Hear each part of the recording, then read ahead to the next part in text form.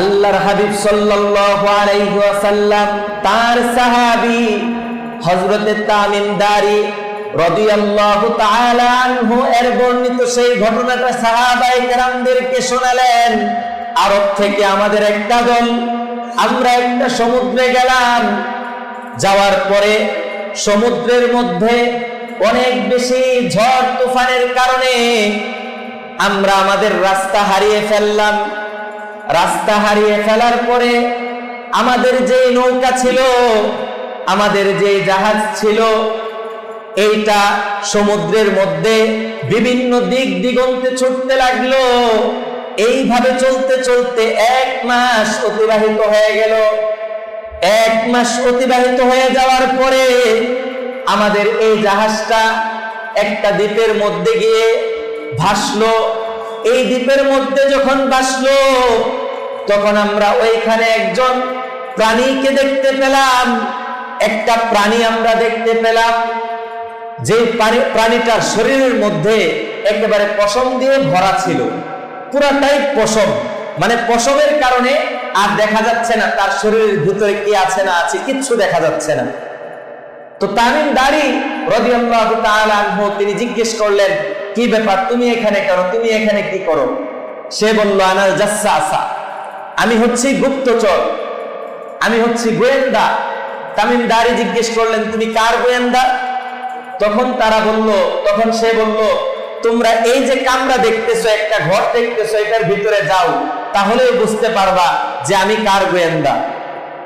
তখন তামিম দারি তার সাথী সঙ্গীদেরকে নিয়ে যখন ভিতরে ঢুকলেন, ঢুকে দেখলেন একটা বিশাল দানব আকৃতির, এটাকে শিকল দিয়ে আবদ্ধ করে রাখা হয়েছে।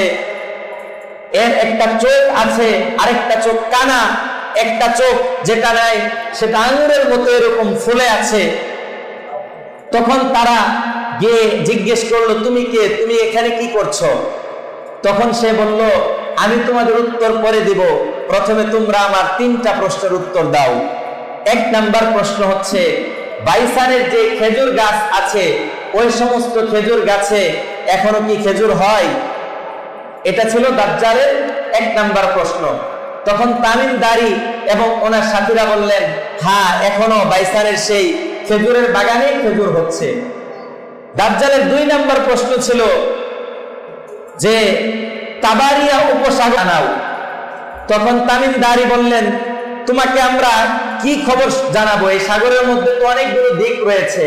তখন বলল যে এই সাগরের যে পানি আছে এটা কি এখনো প্রবাহিত হয়? তখন তারা বলল, হ্যাঁ, এখনো প্রবাহিত হয়। 3 নাম্বার প্রশ্ন করলো যে জোগাড়ের যে ঝর্ণা, সেটার মধ্যে কি এখনো পানি প্রবাহিত হয়? জোগাড়ের জন্য এটা হচ্ছে হযরতে লূত আলাইহিস সালাতু ওয়াস সালাম, ওনার একটা মেয়েকে ওই জায়গার মধ্যে দাফন করা হয়েছিল। এরপর থেকে ওই ঝর্ণাটার নাম হয়েছে জোগাড়ের ঝর্ণা। এরপরে দাজ্জাল তামিম দারি রাদিয়াল্লাহু তাআলা আনহুকে বলল যে তুমি আমাকে আরেকটা খবর জানাও, আরবের মধ্যে একজন নবী আসার কথা, তার নাম হচ্ছে মুহাম্মদ, আমরা পড়ি সাল্লাল্লাহু আলাইহি ওয়াসাল্লাম, তিনি কি এসে গিয়েছেন? এই কথা যখন বলার পরে তামিম দারি ওনারা বললেন, হ্যাঁ, তিনি তো এসে গিয়েছেন। তারপরে বললেন, দাজ্জাল বলল যে সে আসার পরে এই পর্যন্ত কোনো যুদ্ধ কি হয়েছে? তখন তারা বললেন, হ্যাঁ, এই পর্যন্ত তো যুদ্ধ হয়েছে। দাজ্জাল বলল, এই যুদ্ধের মধ্যে বিজয়ী হয়েছে কে, বিরোধী দল নাকি মুহাম্মদ সাল্লাল্লাহু আলাইহি ওয়াসাল্লাম? তখন তামিম দারি বললেন, এই যুদ্ধের মধ্যে মুহাম্মদ সাল্লাল্লাহু আলাইহি ওয়াসাল্লাম বিজয়ী হয়েছে। এই কথাগুলো যখন বললেন, বলার পরে তামিম দারি রাদিয়াল্লাহু তাআলা আনহু তিনি বললেন যে আমরা প্রথমে আপনাকে জিজ্ঞেস করলাম আপনার পরিচয় কি, আপনি বললেন কয়েকটা প্রশ্ন করবেন, উত্তর দিলে তারপরে আপনি আপনার পরিচয় দিবেন, তাহলে আগে বলেন, এখন বলেন আপনি কি, আপনার পরিচয় কি? তখন সে বলল, আমি হচ্ছি দাজ্জাল, আমি দুনিয়াতে আগমন করব। রাসূলুল্লাহ সাল্লাল্লাহু আলাইহি ওয়াসাল্লাম তোমাদেরকে যে এরকম জানিয়েছেন যে দুনিয়াতে দাজ্জাল আসবে, ঠিক আমি দুনিয়াতে আগমন করব। এইবার বাইসানের যে খেজুর গাছ, এগুলোর বর্তমান অবস্থা কি? আসুন আমরা এটা জেনে নেই। বাইসানের মধ্যে যে খেজুর গাছ ছিল, এটা আসলে ফিলিস্তিনিদের জায়গা। ইসরায়েলরা এই জায়গাটা দখল করে নিয়েছে। এই বাইসানের যে খেজুর গাছগুলো ছিল, এগুলো আগের খেজুর গাছ। এখন বর্তমান যেগুলো আছে এগুলো আগের নয়। জারজ ইহুদিরা এই সমস্ত খেজুর গাছকে উঠিয়ে এরা ফেলে দিয়েছে।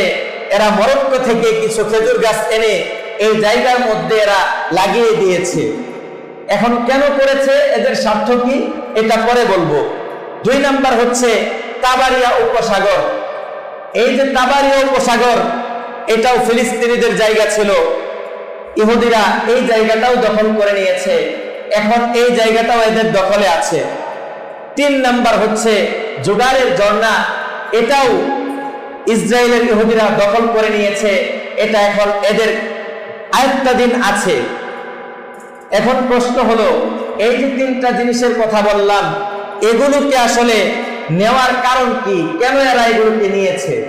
এগুলো কেন দখল করেছে? এরা ভাবছে দুনিয়ার মধ্যে যখন দাজ্জাল আসবে, এরা পুরো দুনিয়ার মধ্যে তাদের রাজত্ব চালাবে। তাদের যে ধর্মীয় গ্রন্থ আছে, সেই তালমুদের মধ্যে বলা আছে, তালমুদের মধ্যে লেখা আছে যে দুনিয়ার মধ্যে যখন দাজ্জাল আসবে, দাজ্জাল আসার পরে পুরো দুনিয়াতে ইহুদিরা শাসন করবে। এই জন্য দাজ্জালকে ওয়েলকাম করার জন্য, দাজ্জালকে দুনিয়াতে আগে আগে আনার জন্য এরা সব রকমের ব্যবস্থা ঠিক করে রেখেছে।